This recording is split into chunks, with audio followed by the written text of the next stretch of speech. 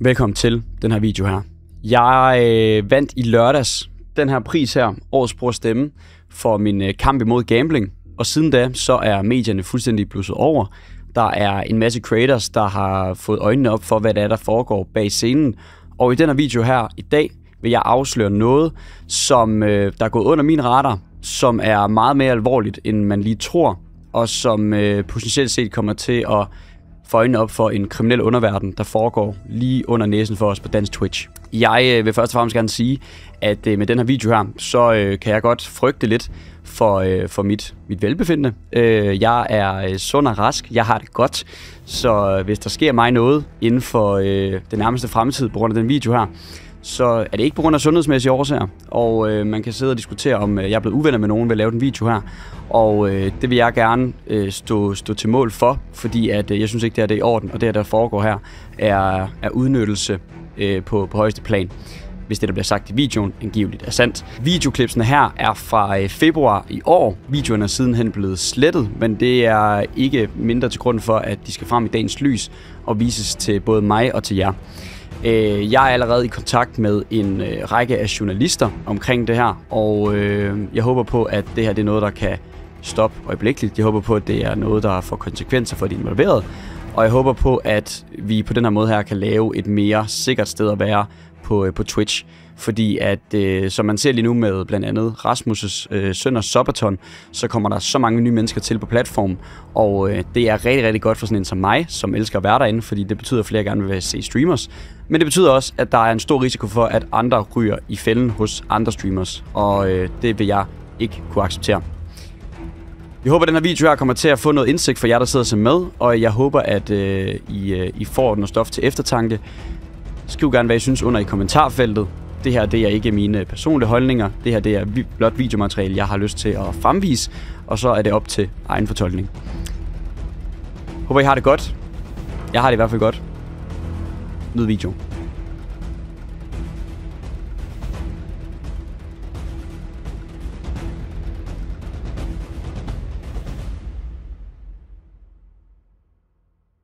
Danny Kreuz har Danmarks uden sammenligning Danmarks bedste FIFA-stream. Du er så varm, Danny.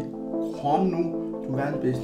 Som sagt, som jeg fortæller jer, altså, hvis der sker mig noget, hvis jeg bliver dræbt, eller hvis jeg bliver straight up dræbt, hvis jeg er skadet eller sådan noget, jamen, så ved I godt, ligesom hvor at det er. Så er det Kreuz. Vi håber, jeg ikke bliver dræbt, men jeg vil sige, chancen for, at jeg bliver dræbt her de nærmeste par dage, den er måske 99%.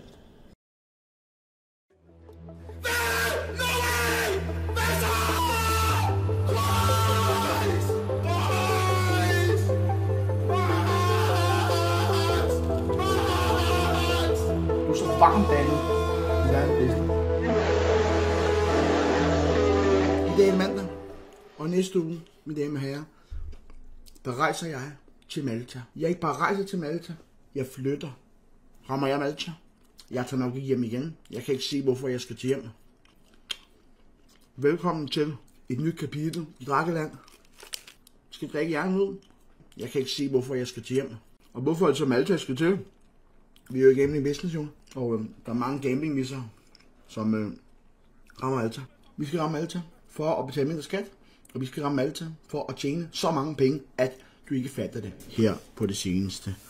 Vi streamer ikke slots mere, og det kommer vi formentlig aldrig til at gøre igen. Og grunden er sådan set meget simpel. Ikke? Når man streamer slots, eller man går på arbejde i Netto, eller hvad man laver, så skal man jo have sine penge. Og der er gået 2 måneder, og jeg har ikke fået en krone. Det kan ikke være rigtigt, at man behandler mig sådan. Jeg bliver behandlet som, lort, for at sige det mildt. Jeg får ikke svar, når jeg skriver. Jeg får ikke noget update. Jeg får ingenting. Ja, jeg mangler på en stor udbetaling for deals. Jeg mangler ikke en stor, jeg mangler sådan. Det er ikke sådan 5, 6, 7, 8 store. Jeg går 2 måneder, og jeg har ikke fået en krone. Men man bliver taget i røven i branchen.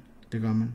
Jeg er færdig med at snakke med mennesker, som behandler mig rigtig dårligt. Jeg er blevet behandlet dårligt af Kreuz i mange år nu. Sander på kanalen er blevet behandlet rigtig dårligt. Det gør mig selvfølgelig deprimeret, men jeg har været naiv. Jeg har været for godtroende, og jeg er blevet basically taget i røven af deals og Kreuz. Jeg skal aldrig snakke med Kreuz igen, efter jeg er blevet taget i røven. Minus 50.000 på at streame 2 måneder. minus 50.000.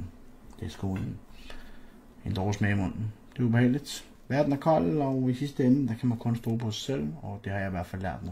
Jeg hopper i seng. Klokken er nu 4 om natten, og ja, jeg er meget bange.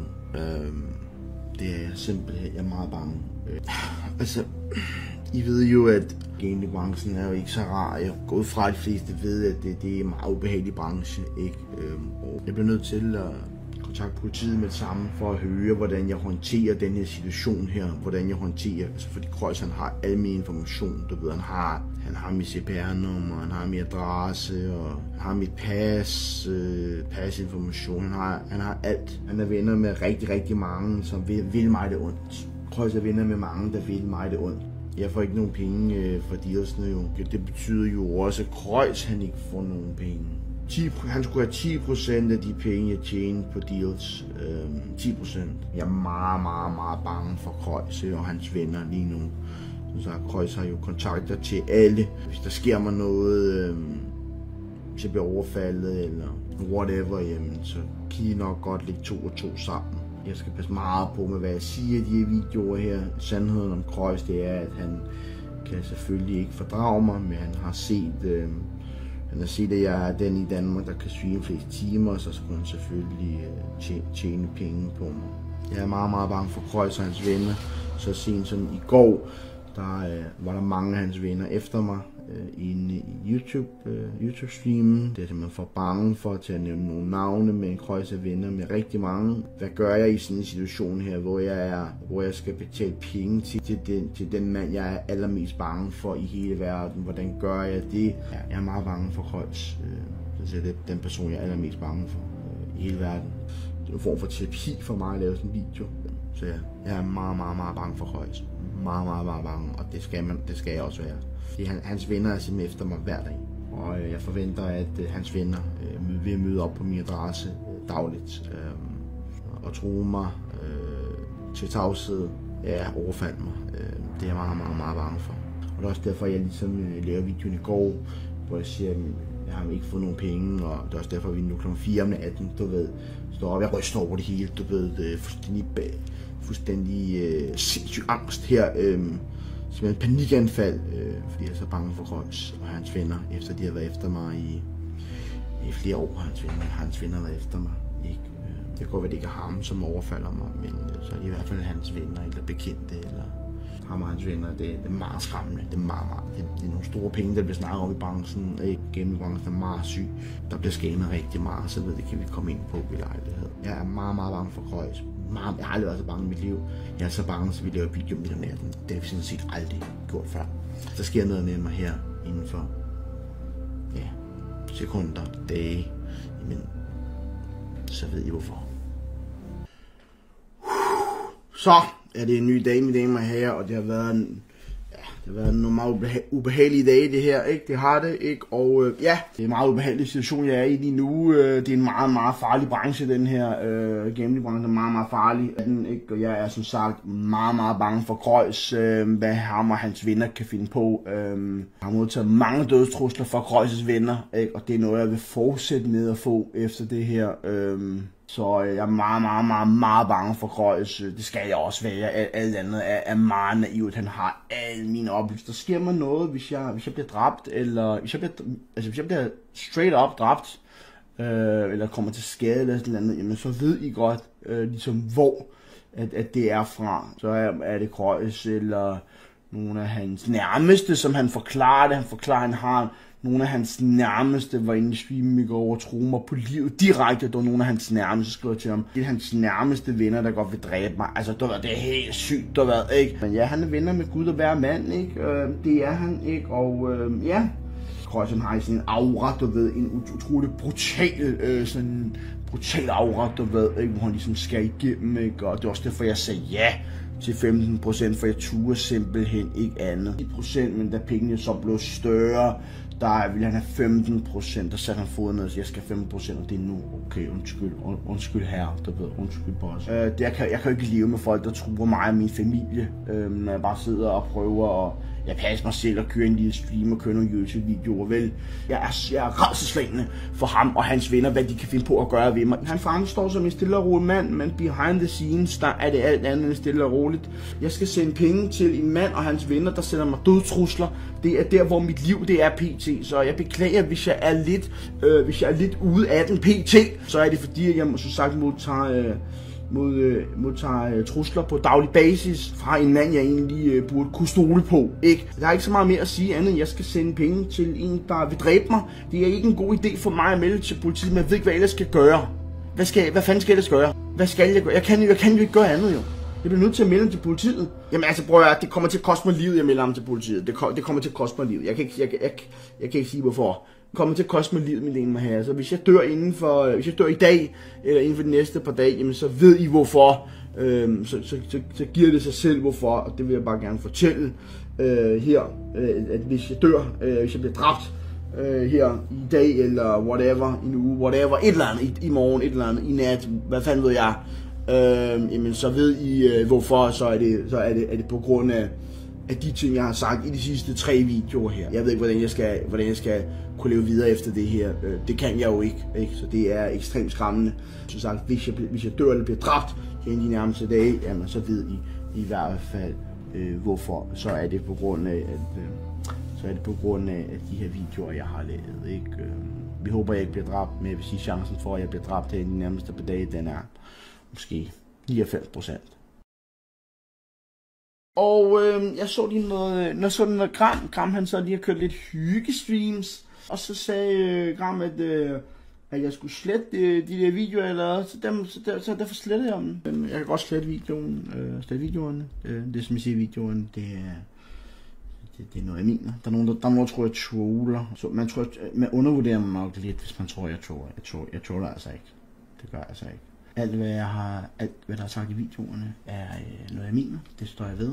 Det tager på min kappe. Det er ikke noget, jeg fortryder. Jeg fortryder ikke, at jeg har lavet noget video overhovedet. Og når jeg ikke kan få fat på Kreuz, hvilket jeg ikke kan, jamen, hvad kan jeg så gøre andet end at lave en fucking YouTube-video?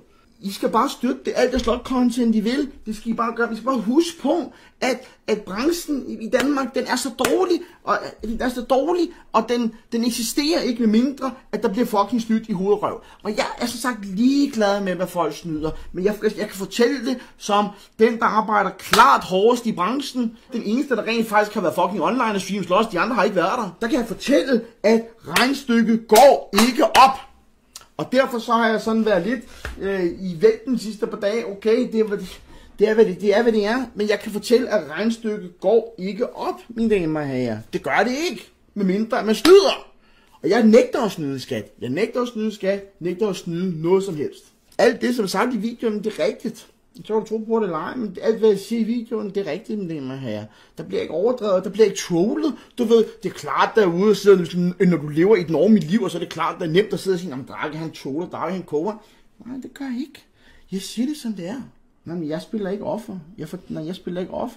Jeg fortæller bare folket nu. Min teori med de danske slotmisser, det er, at enten så er det fake penge, eller også er det casinos penge. Jeg er stoppet nu med at promovere gambling til de unge. Det er jo heller ikke nogen steder hjemme. Det er klart, det er ikke etisk lækkert at gøre det. Det stopper vi med her. Jeg beklager det, som jeg har gjort. Jeg beklager, at jeg har været en del af den branche her. Jeg beklager, at jeg har kørt de her 2 måneder her, og så noget sidste år. Det beklager jeg. Det skulle jeg aldrig have gjort. Det er en af de største fejltagelser, at jeg har været med i den her branche. Når så Gram sidder og stiller mine videoer, og folk sidder og siger, jeg er helt væk, og Drake han troller, han er idiot, og så videre. Vi har Kreuz's venner, Carbo, der sidder i chatten og siger, jeg er helt gokkelok, og så videre. Okay, jamen fint nok, jeg er gokkelok, nu kommer fakta på bordet, så må vi se, hvor gokkelok. Jeg egentlig er, jeg fortæller bare, som det er.